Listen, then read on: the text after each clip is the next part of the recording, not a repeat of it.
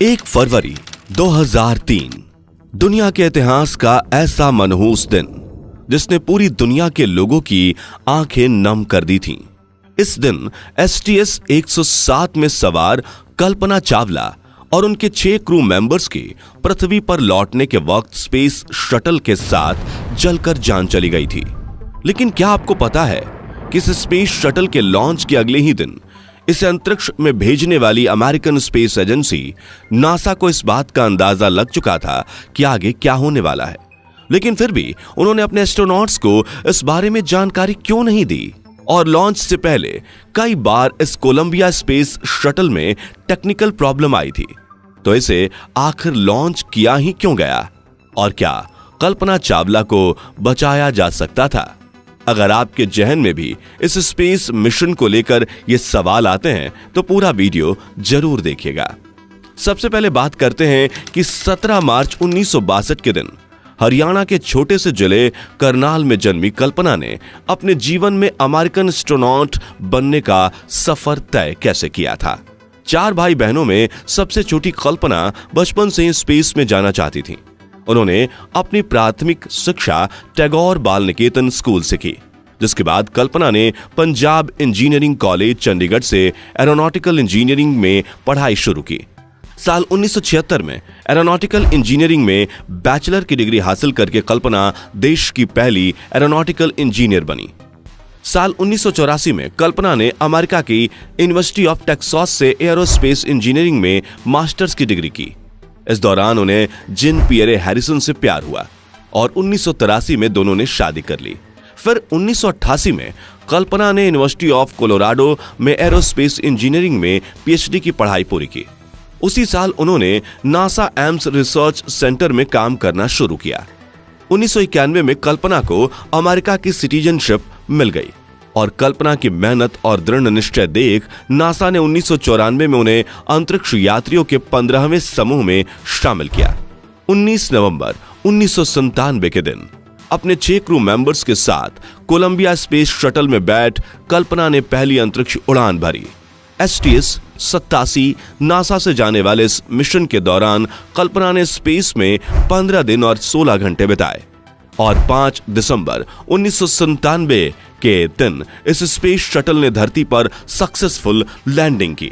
इस मिशन को पूरा करने के साथ ही कल्पना चावला अंतरिक्ष में जाने वाली पहली भारतीय महिला बन चुकी थी। कल्पना के इस मिशन की सफलता देखते हुए 2001 में नासा ने कल्पना को एक और स्पेस मिशन के लिए चुना, जिसे STS 107 नाम दिया गया। लेकिन इस मिशन के दौरान यूज किए जाने वाले कोलंबिया स्पेस शटल में बार बार आ रही तकनीकी खराबियों की वजह से इसके लॉन्च को पूरे 18 बार पोस्टपोन किया गया था।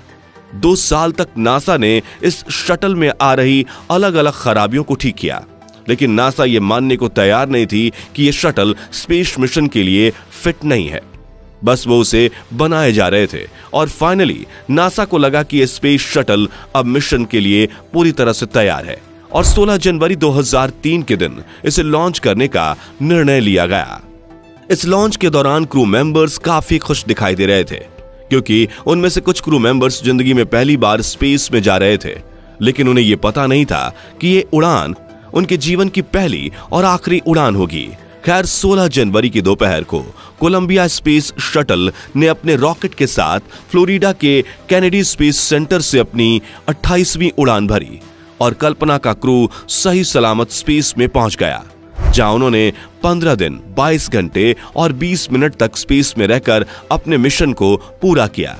और 1 फरवरी 2003 के दिन जब कोलंबिया स्पेस शटल अंतरिक्ष से धरती के लिए रवाना होकर तेजी से धरती के एटमॉस्फेयर में दाखिल होता है और उस पर वायुमंडल की गैसों का प्रेशर और घर्षण बढ़ता है, जिससे कुछ ही सेकंड में कोलंबिया स्पेस शटल एक आग के गोले में तब्दील हो जाता है और अपने अंदर मौजूद क्रू मेंबर्स के साथ जलकर राख हो जाता है। शुरुआत में तो इस दुर्घटना के पीछे का कारण अनजाने में हुई क्रू मेंबर्स की कोई गलती को माना जा रहा था, लेकिन जब इस मामले की तह तक जाने के लिए इन्वेस्टिगेशन शुरू हुई तो ऐसा सच सामने आया जिसने लोगों के होश उड़ा दिए।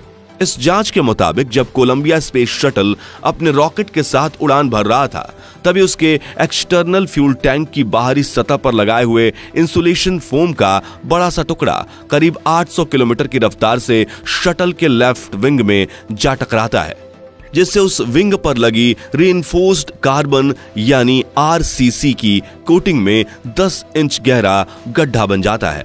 लॉन्च के दौरान तो इस घटना पर किसी की नजर नहीं जाती।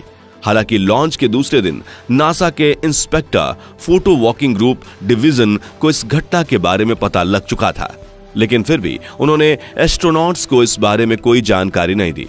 लेकिन ऐसा क्यों? क्या ये उनकी लापरवाही थी? और क्या कल्पना चावला और उनके क्रू मेंबर्स की जान बचाई जा सकती थी? लेकिन उसे समझने से पहले इसके साथ जुड़ी बेसिक टर्म्स को समझना होगा। दोस्तों, आप ये तो जानते ही होंगे कि जिस स्पेस शटल में एस्ट्रोनॉट बैठकर अंतरिक्ष के लिए रवाना होते हैं, उस स्पेस में पहुंचाने के लिए रॉकेट का इस्तेमाल किया जाता है। इस रॉकेट को ग्रेविटी के अपोजिट ले जाने के लिए सबसे जरूरी होता है फ्यूल, जो कि दो तरह के होते हैं, liquid and high fuel. Liquid fuel में लिक्विड ऑक्सीजन और लिक्विड हाइड्रोजन का इस्तेमाल किया जाता है। ये दोनों ही ईंधन बहुत ही कम टेम्परेचर में ही लिक्विड फॉर्म में होते हैं, इसलिए इनका टेम्परेचर मेंटेन करने के लिए इसे एक्सटर्नल फ्यूल टैंक में भरा जाता है, जिसे अंदर और बाहर दोनों तरफ से इंसुलेशन फोम से कवर किया जाता है, ताकि बाहरी गर्मी इस फ्यूल पर असर ना करे। इस फ्यूल टैंक और रॉकेट के साथ स्पेस शटल को अटैच किया जाता है, और बाहरी गर्मी से स्पेस शटल को नुकसान ना हो, इसलिए इस पर अनेक तरह की कोटिंग मटेरियल का इस्तेमाल किया जाता है, जिन्हें छोटी छोटी टाइल्स का आकार देकर शटल पर लगाया जाता है। स्पेस शटल के ऊपरी हिस्से में लगी व्हाइट टाइल्स इसे 1200 डिग्री तापमान से बचाती है। वहीं इसके निचले हिस्से में लगी डार्क टाइल्स इसे करीब 2300 डिग्री की हीट से बचाती है। और रॉकेट से निकल रही गर्मी का सबसे ज्यादा असर शटल के विंग्स पर होता है, जिसे गर्मी से बचाने के लिए इन पर आरसीसी की टाइल्स लगाई जाती है, जो इसे करीब 3000 डिग्री की हीट से बचाती है। और कोलंबिया स्पेस शटल के लॉन्च के दौरान हुई दुर्घटना से इसके विंग के इसी आरसीसी पैनल में करीब 10 इंच का छेद हो जाता है।